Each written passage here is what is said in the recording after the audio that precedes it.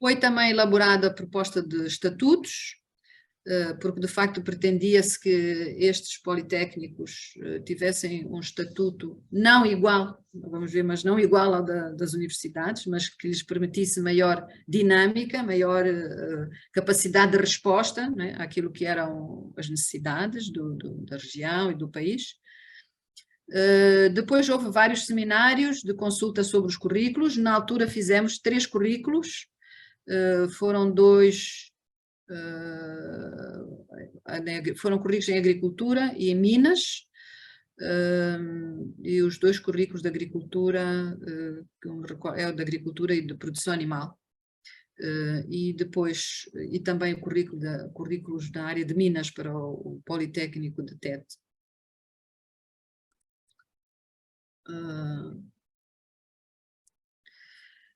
Depois ainda houve um outro seminário, portanto quase um ano depois, para a apresentação da proposta de currículo, também sobre a proposta de formação de docentes e as questões de gestão dos próprios institutos, os regulamentos, etc.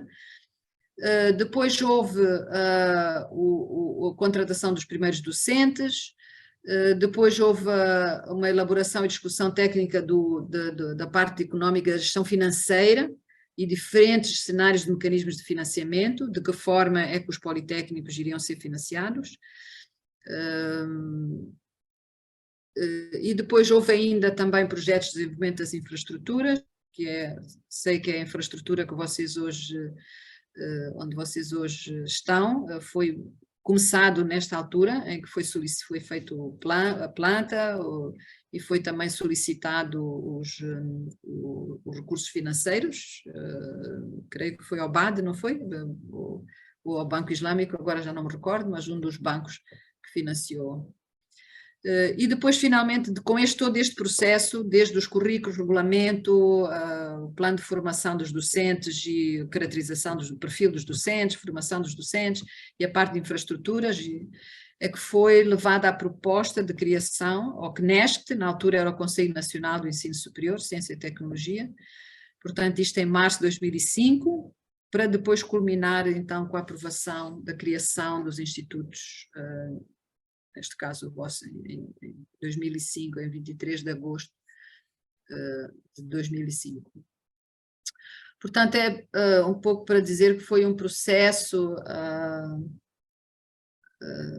não foi em cima do joelho, não foi de um dia para o outro, de facto envolveu várias pessoas, envolveu formação, desde a formação das pessoas que fizeram o currículo, até envolveu muita discussão, seminários. Em relação ao regulamento e à gestão, envolveu muitas pessoas do setor privado, com experiências de gestão de instituições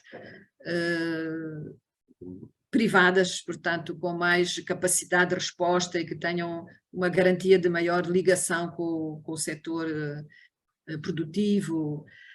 E, portanto, hoje, na altura, os regulamentos, de facto, eram bem diferentes do que eram os regulamentos da OEM, por exemplo, ou de qualquer outra instituição de ensino superior. Então, isto é para dizer, na altura, de facto, onde é que estes politécnicos se inseriam.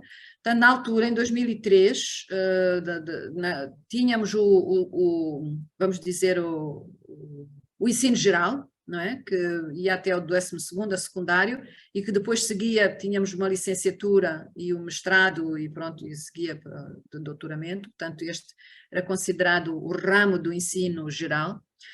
E o ramo do ensino técnico-profissional, o subsistema do ensino técnico-profissional, apenas ia até ao técnico médio. Portanto, era um sistema que quem queria depois seguir, quem terminava o técnico médio e queria seguir para o ensino superior, tinha que ir para o ensino geral, para a via da licenciatura através do ensino geral. Portanto, esta parte aqui a vermelho, que está aqui agora, era um vácuo, não existia isto. E sem dúvida criava muitos problemas de integração. Por exemplo, estes estudantes que saíam do ensino médio tinham muita dificuldade, muitas vezes, de iniciar a licenciatura, e muitas vezes tinham uma orientação muito prática e profissional que às vezes acabava sendo desviada e atrasada em programas de ensino com outras características que lhes atrasava muito a própria progressão profissional. Então, era sem dúvida uma lacuna, e que quando se falou da expansão da educação, do ensino superior, de facto se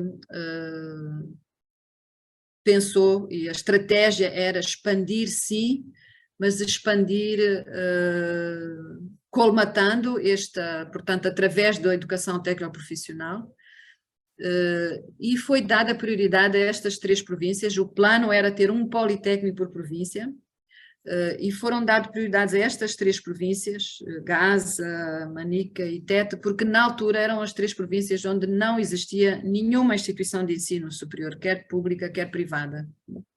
E foi por essa razão que foram...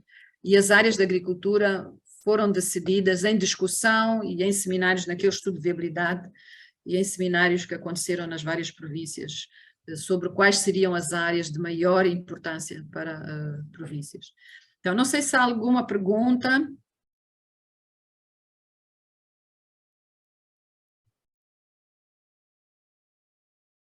Não sei se há alguma pergunta, alguma questão até agora, em relação, vou começar outro assunto, portanto, em relação a esta história de introdução dos politécnicos. Sim, é uma questão. Sim, sim, diga. Diga. Sim.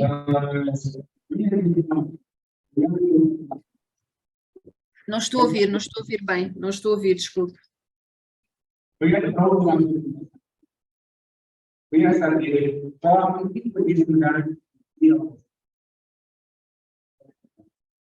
Que tipo de estudante? Não estou a perceber. Desculpe, não estou a ouvir bem. Atualmente,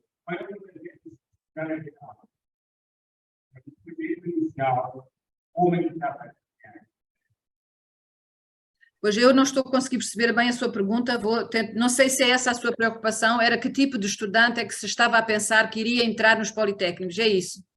Se era um estudante que via ensino médio, é isso? Essa é a pergunta. Sim, como vê aqui nas setas, não é? Sem dúvida que o objetivo principal eram estudantes que vinham, não é, nesta linha do ensino técnico-profissional. Portanto, seria a continuidade, não é, daquela orientação daquele tipo de ensino, não é, mais técnico-profissional. Mas as duas coisas são possíveis, não é? Aqui neste ponto há a possibilidade de as pessoas mudarem, vamos dizer assim, de subsistema, não é? Tanto os do ensino secundário geral poderiam entrar aqui, como os também do ensino médio poderiam entrar nas licenciaturas das universidades. Não é? Eu sei que na altura, eu lembro nos primeiros anos dos politécnicos, não sei qual é a situação agora, mas a maior parte dos estudantes sim vinham do ensino médio, mas no primeiro ano sim havia uma grande diferença entre os estudantes do ensino secundário e os estudantes do ensino técnico médio.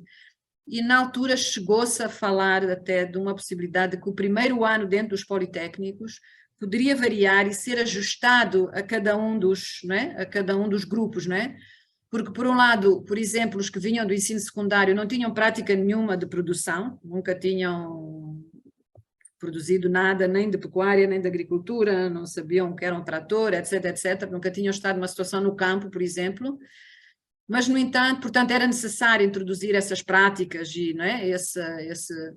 Mas, no entanto, para um estudante vindo do ensino médio, ele já tinha feito isso, essa introdução, vamos dizer, essas habilidades, ele já trazia, não é? Então era uma repetição para aquele estudante.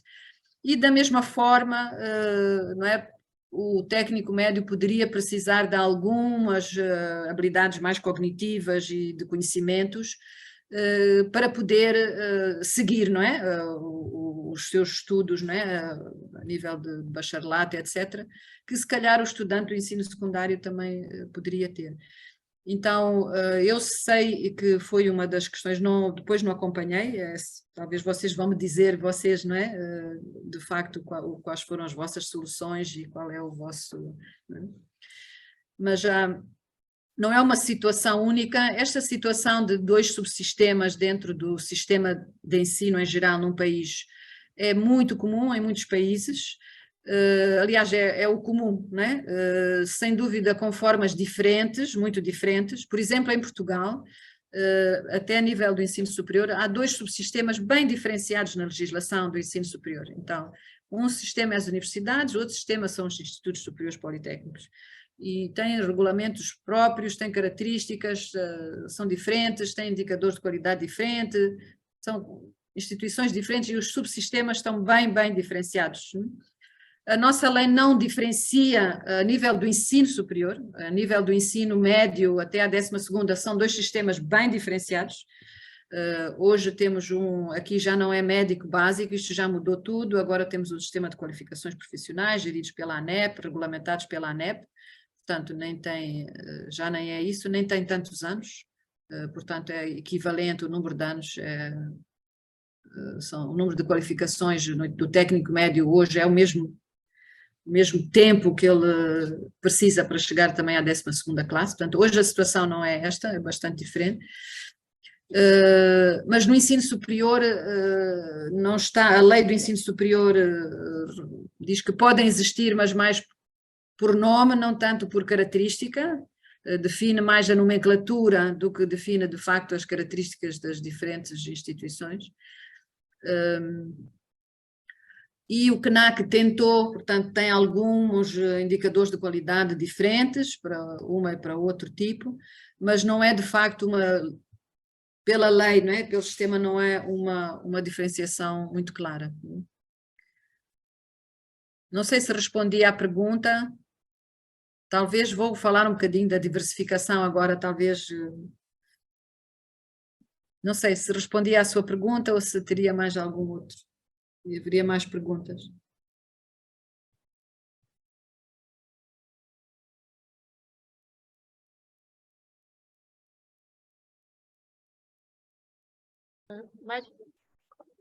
Sim? Diga. Acho que não, pode continuar. Vou continuar. Ok, então vou entrar um bocadinho, porque acho que é também um bocadinho aquilo que me falaram e talvez e não sei se trago uma resposta, não é? Um pouco, mas de facto, por que é preciso termos instituições diferentes, não é? E qual é a diferença, de facto, não é? Eu sempre me lembro não sei como eu já sou relativamente com alguma idade, né? Lembro-me como é que se diz? Um anúncio na rádio, uma publicidade da cerveja, não sei bem se era 2M, mas eu acho que era a cerveja Laurentina na altura, e que dizia assim, a publicidade da cerveja dizia assim, a cerveja, não sei, 2M, não é melhor, nem pior, nem diferente, distingue-se. Então, de facto, o que eu sempre, quando penso nos politécnicos, eu penso nisso, é que os politécnicos não são melhores, nem piores, nem diferentes, de facto distinguem-se. E acho que distinguem-se como, né?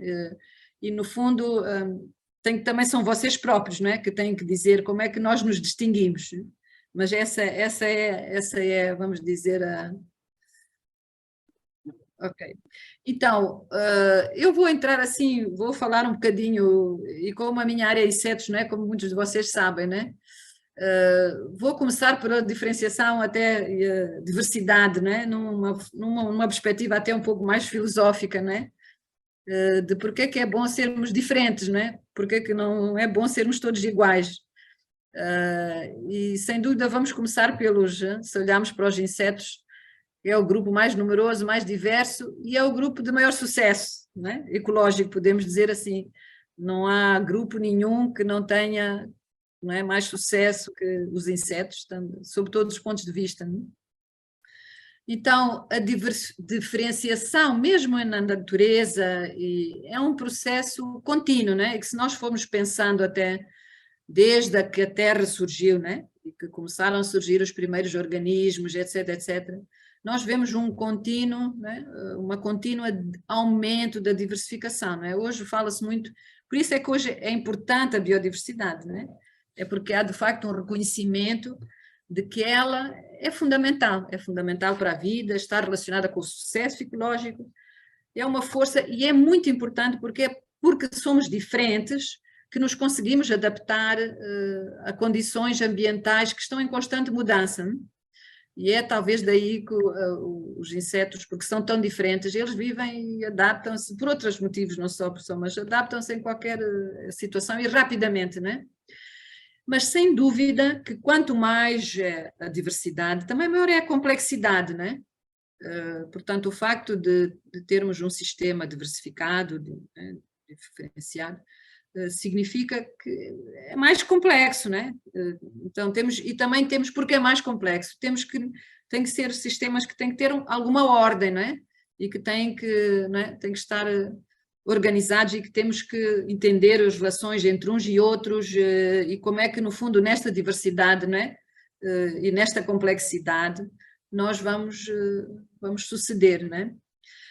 Então, era só um pouco uma reflexão um pouco mais filosófica, mas para encararmos, porque eu vou ser assim muito franca, tenho assim um carinho muito especial pelos politécnicos, porque estive envolvida e conheço muitos de vocês, mas também porque eu reconheço a importância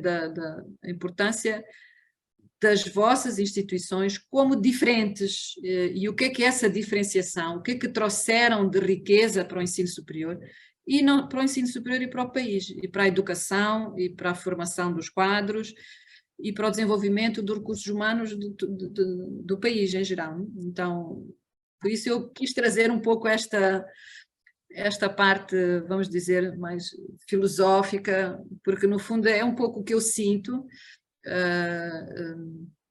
e que sem dúvida é mais complexo e obriga-nos a refletir mais, e obriga-nos a dizer, então vamos diferenciar-nos em quê exatamente e porquê que nos vamos diferenciar e de que forma e para responder a quê e o que é que isso é importante e o que é que vai trazer, ok?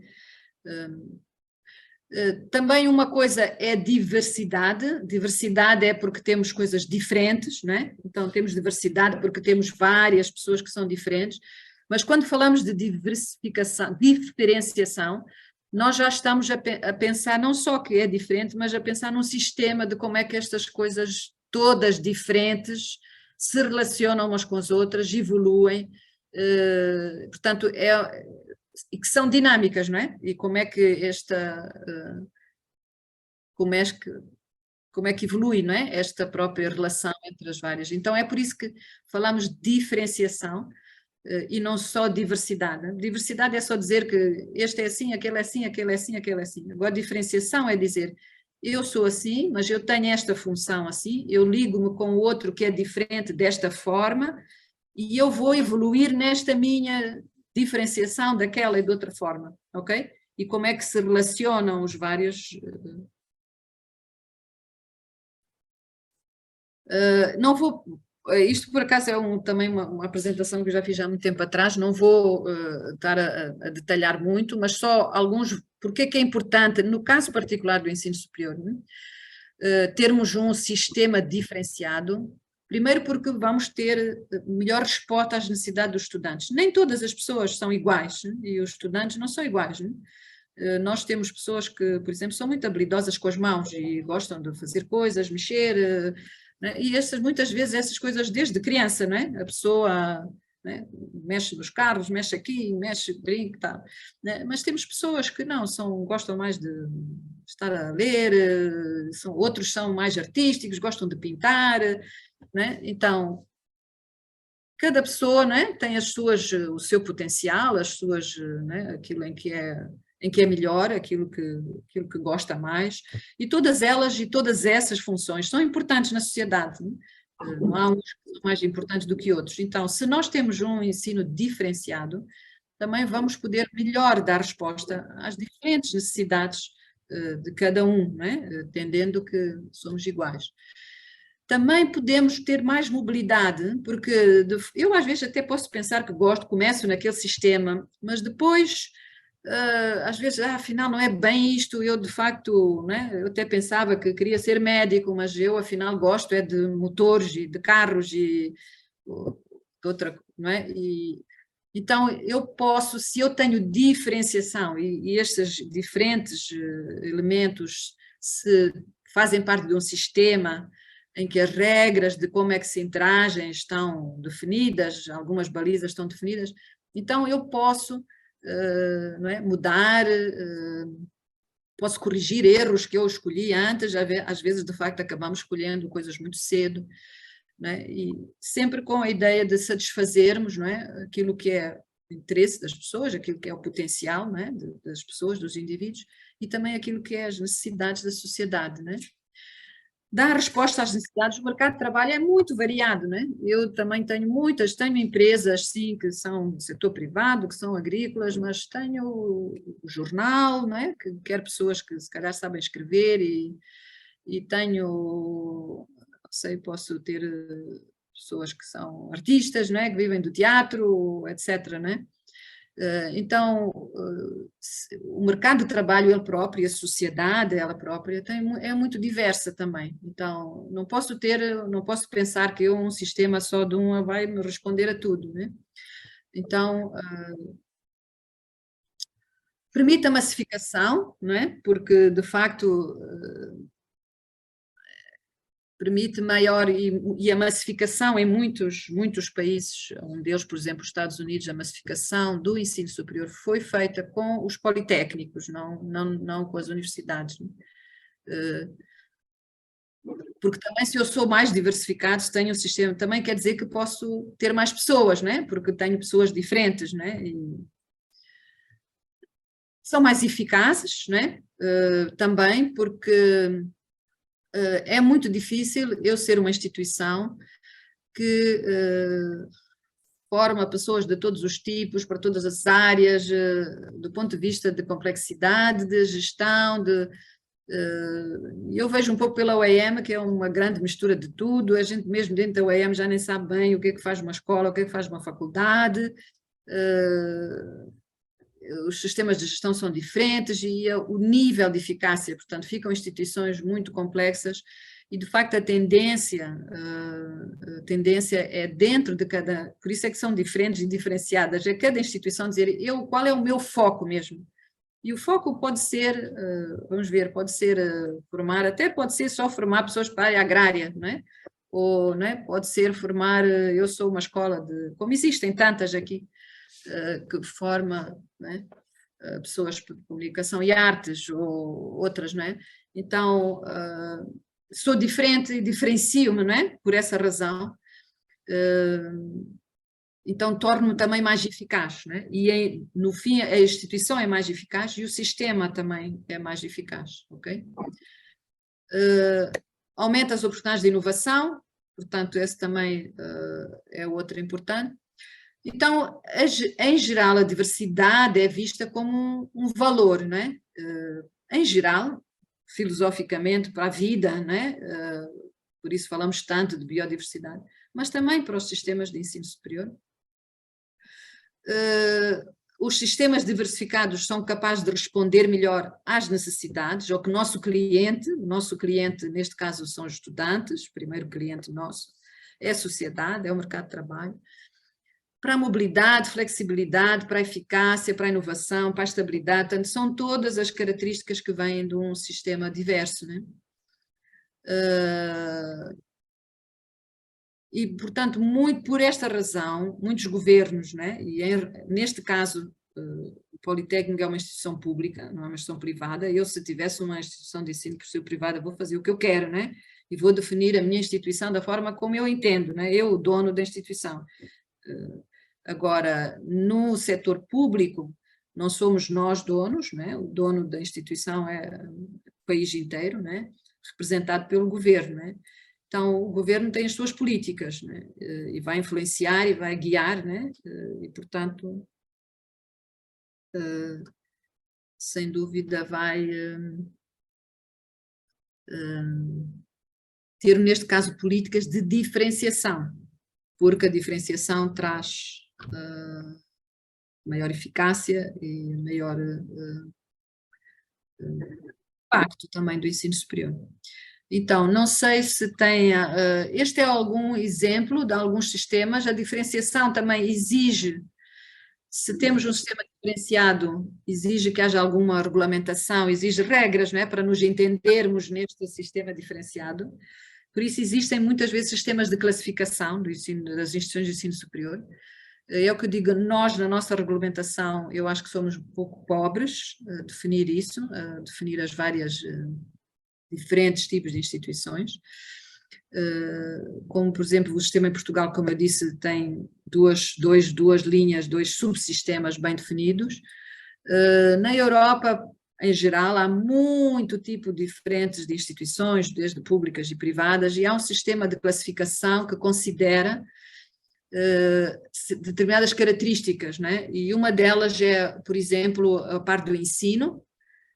Que tipo, é focado em quê? É focado em bacharelatos, é focado em qual é a orientação? É uma orientação mais profissional, prática, é focado num só assunto ou tem muitos?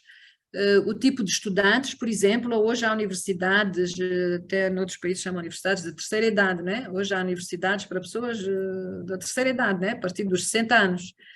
Ou há para universidades e instituições de ensino superior, por exemplo, que só estão dedicadas a estudantes profissionais, que trabalham, trabalhadores, que, portanto, muitas vezes estudam part-time, né?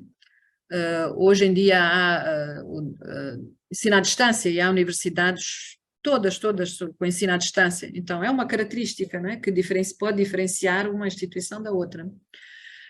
O volume de investigação que faz, portanto, este é também uma característica importante que vai diferenciar. Eu posso ser uma instituição de ensino superior que estou muito focalizada na investigação, portanto, eu quero como output, né, como me defino, é produzir novo conhecimento, contribuir para novo conhecimento, então é muito importante, aí tem que ver se tem programas de doutoramento, né, o que é que gasto na investigação, nas publicações, portanto é outro tipo. Outra característica é a ligação com a transferência de conhecimento, né? Se sou, por exemplo, se tenho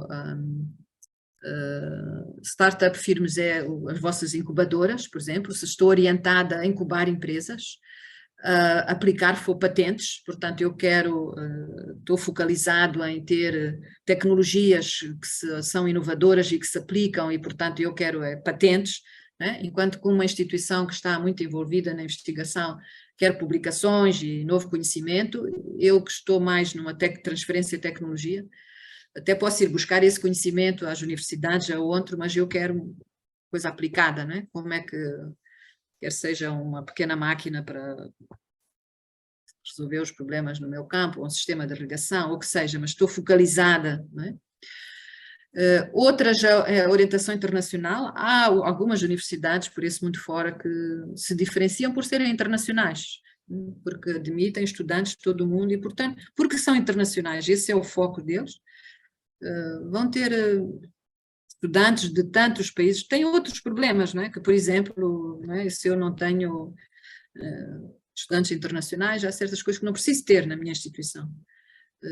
Mas se eu sou uma instituição internacional, pretendo atrair estudantes de todo o mundo, então se calhar tenho que ter questões sobre língua, questões sobre como esses estudantes se integram, enfim, muitos outros, não é? Que tipo de programas também pode ser interessantes, não é? Se calhar são para pessoas também, estudantes que depois se calhar vão trabalhar num ambientes internacionais, não é?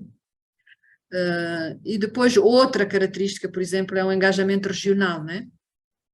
Se eu há universidades que têm uma perspectiva nacional, não é? Por exemplo, não é? Produzem graduados para todo o país, não é? Mas há outras universidades que não é? Se definem, se diferenciam. Não, eu quero uma ligação muito grande com a zona onde eu estou, porque os meus graduados são pessoas que vêm da região, que vão trabalhar naquela região, e portanto eu também tenho na minha estrutura, na minha gestão, que ter estes mecanismos todos de ligação, não é? Então este é, portanto, um critério e da mesma forma, portanto, eles fazem assim, esta é uma forma visual de como é que eles se classificam, não é? Cada uma Isto é EU Map Europa, se vocês forem possivelmente ao googlarem, onde ver exemplos, porque de facto a Europa tem é uma grande diferenciação, tem instituições de todo o tipo e mais algum, de todos, desde puramente investigação, que só se preocupam com, só têm doutores, produção de doutorados, até outros que têm uma ligação muito grande com a indústria, com as empresas e que só estão preocupados em produzir graduados que têm emprego rápido e que trabalham nas empresas, outros para gestão, outros para, enfim, artes, tudo o que é que, não é? Todas estas combinações possíveis dessas características, ok?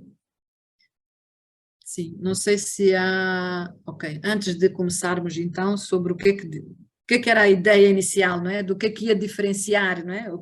Em que é que o Politécnico ia ser diferente? Não sei se há algum comentário ou pergunta sobre esta questão.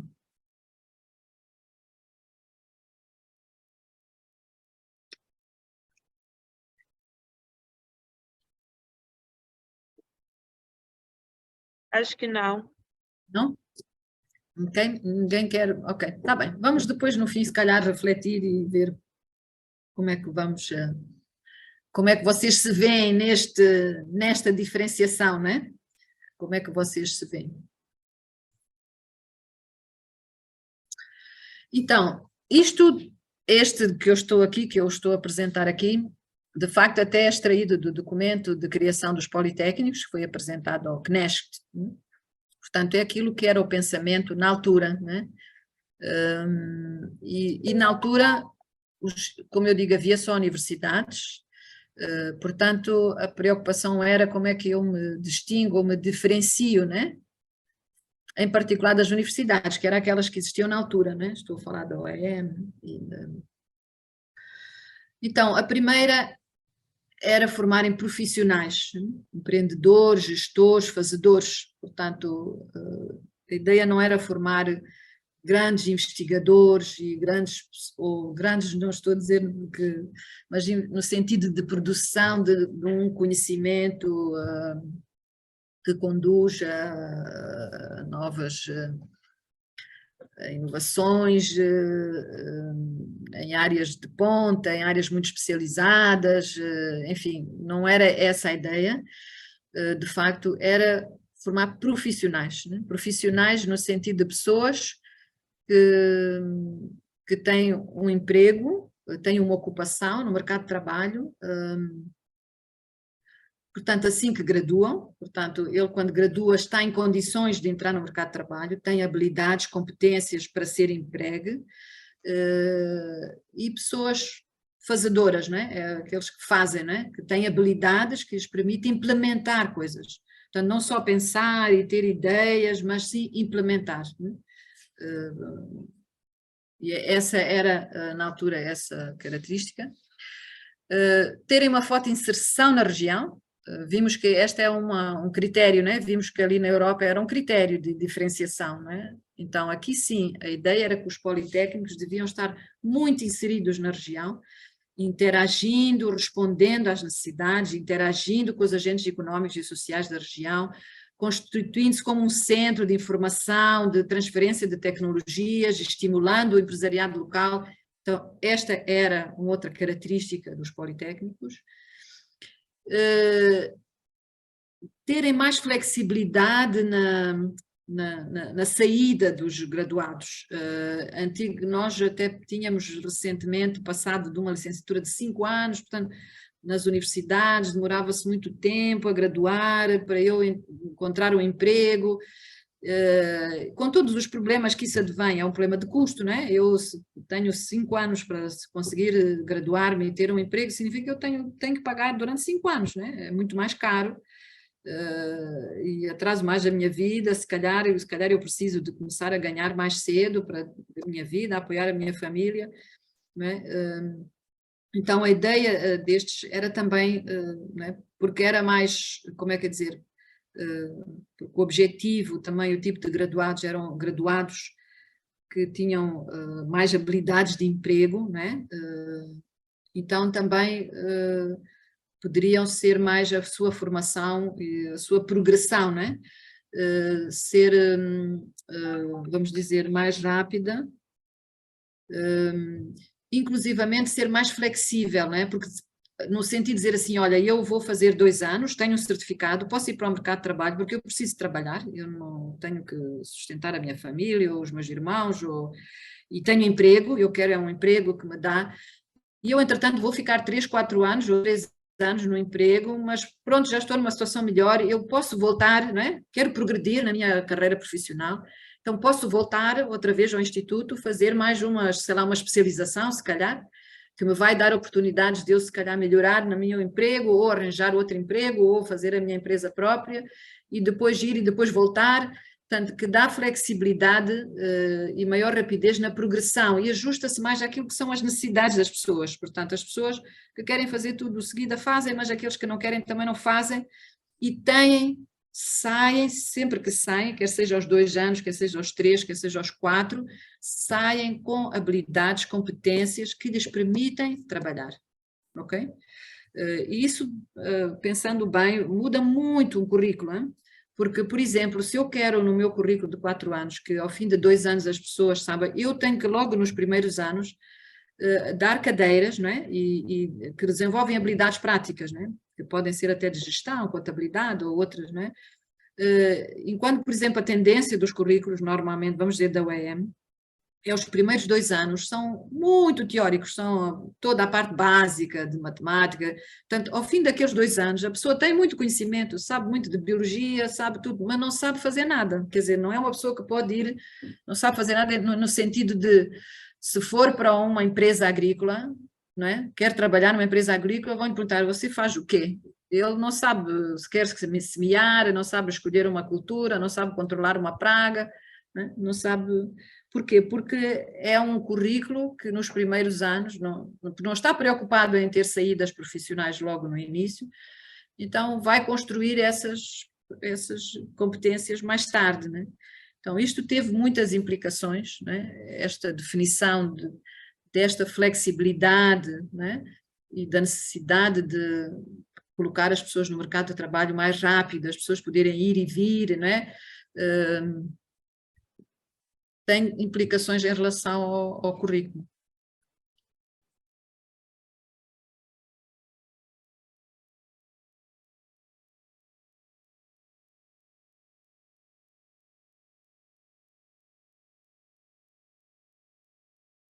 Olha, só vou-vos pedir talvez um minutinho, está bem? Só preciso aqui de um minuto para mudar de sítio de onde eu estou, está bem?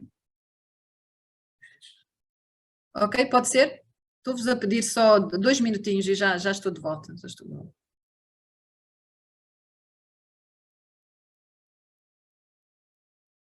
Pode ser, pode ser.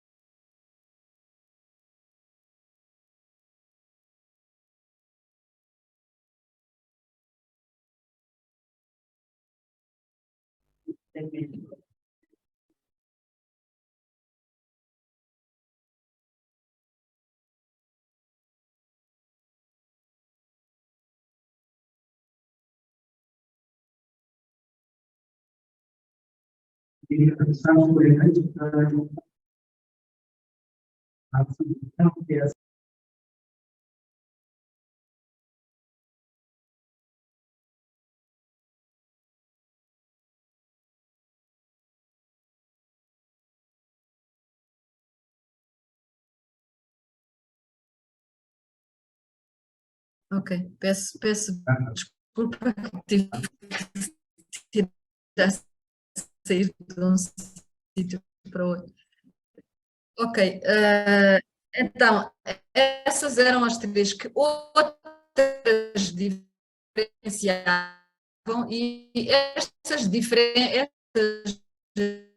questões todas são umas às outras, né? Que optamos por aquilo, então significa que uma está relacionada com a outra, né? E em particular é o modelo, então, sem dúvida,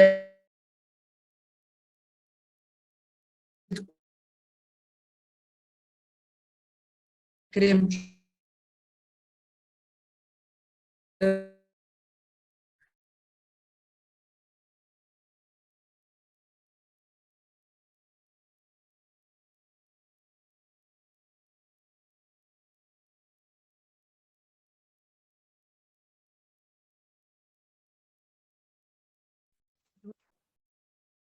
mais uma vez peço desculpa, perdi aqui um pouco a conexão. Vou voltar à minha apresentação.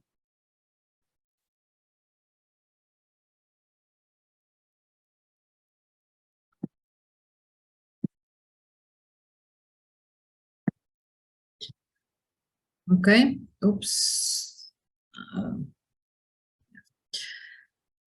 Vamos falar depois um bocadinho, um pouco mais o que é que significa, o que é que são estas competências, o que é que significa. E a última, quinta característica era estabelecerem obrigatoriamente parcerias fortes com o empresariado local. Portanto, a ligação com o setor privado também era uma... E como veem, tudo isto está ligado, não é? Tudo isto está ligado, porque se eu quero graduar pessoas com rápido acesso ao emprego na região, eu tenho necessariamente que ter parcerias fortes com o empresariado local. Ok? Então, uma coisa mesmo muito breve, porque não quero, como eu digo, não sou especialista em competências, não é?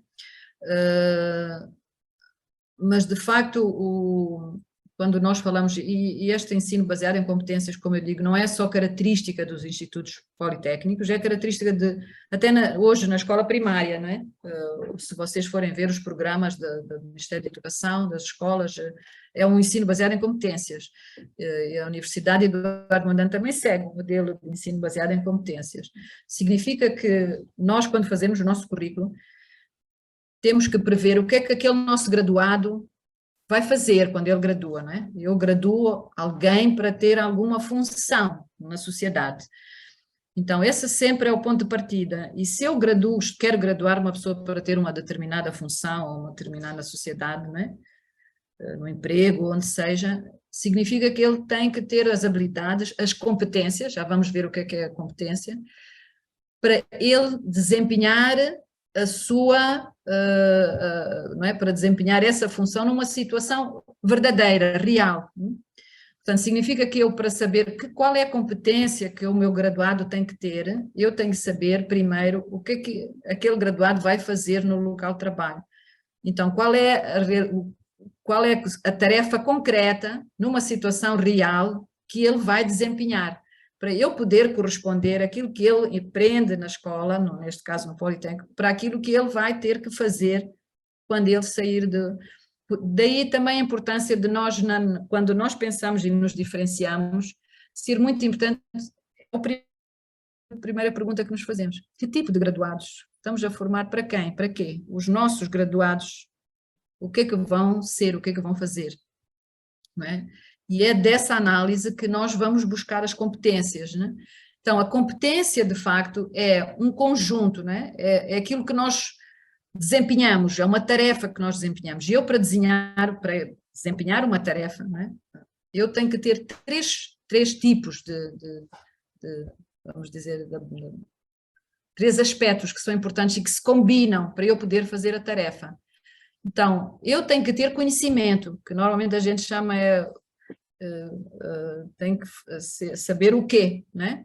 E há uma base de conhecimento que é fundamental, que são as teorias, a informação, os factos, né? Que é o corpo de conhecimento que existe numa dada área específica, né?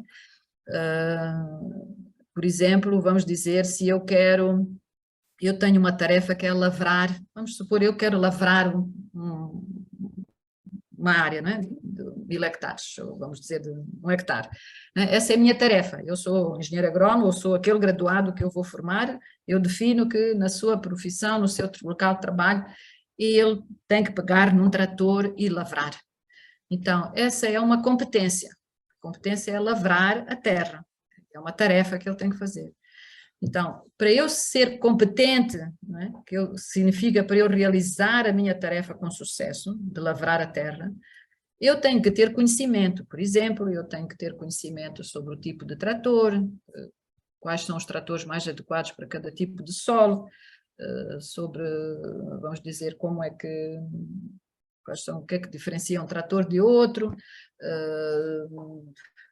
qual é o tipo de implemento que charrua eu vou usar para aquele solo, enfim, muitas outras coisas que são conhecimentos, é um conjunto de conhecimentos que eu adquiro, né? Eu vou buscar, muitas vezes a gente diz vai buscar informação, né? Vai procurar, são conhecimentos que existem, né?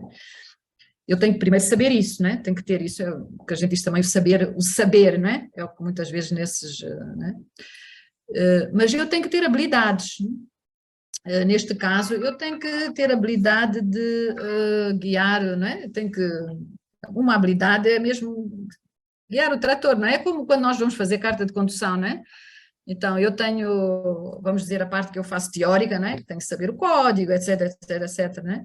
Mas depois posso saber muito bem de código, né? Mas depois vou para a estrada, né? E tenho que saber guiar, tenho que saber pôr a mudança, né? Portanto, que são habilidades, o tal saber fazer, né? Ou chamamos skills, né? São habilidades que podem ser várias, né? Podem ser de comunicação, dependendo da tarefa, né? E daquilo qual é a área de especialidade, né? Porque até podem ser habilidades de raciocínio, né? Mas é mais aquilo que eu sou capaz de fazer, é como fazer, ok? Aqui vamos dizer, o que, não é? Porque é o conhecimento que me vai dizer o que fazer, mas aqui é como vai a habilidade que eu tenho para saber como fazer as coisas. E depois tem esta terceira que é muito importante, que é a atitude, né? E muitas vezes, principalmente no trabalho, e penso que todos vocês sabem, quando falam com empregadores, eu já falei muitas vezes com muitos empregadores, e quando eu pergunto qual é a sua questão mais importante, o que é que quer ver num graduado da faculdade, o que é que está à procura num graduado da faculdade, a maior parte fala de atitudes. Eu quero uma pessoa que é honesta, eu quero uma pessoa que gosta de aprender, que é humilde e sabe aprender, eu quero uma pessoa que é pontual, que está motivada. Montes de vezes, eu vou-vos dizer que já vi tantas vezes, e a questão e de facto é importante, porque se eu não sou uma pessoa, por exemplo, né, que sou honesta ou que tenho íntegra, que, né, muitas vezes características que a gente chama é profissional, né? Eu se calhar até posso saber guiar, mas eu chego lá, sou desleixado, não ligo nenhum ao trator, até sou capaz de ter um acidente, porque, não é? Por questões de atitude, né? Ou porque acho que eu sou muito bom a guiar, posso guiar o trator com muita velocidade, né? E até sei guiar, mas tenho uma má atitude e o trator foi contra uma árvore e pronto, né? Então, a competência define-se como a tarefa, né? Então, a competência, eu tenho que ser competente em realizar uma lavoura usando um trator, ok? Então, para eu ser competente, eu tenho que ter conhecimento, habilidades e atitudes, que no fim vão ter, é o que chamo o treino do sucesso, para eu realizar. E muitas vezes esse sucesso, essa tarefa, é determinada por estándares, que são determinadas pelo ambiente profissional, né? Porque muitas vezes, em muitas empresas, né? A própria empresa tem os seus, o que é uma lavoura com qualidade, ou como é que, não é? Pode ser definido, né, pela própria empresa. Ok?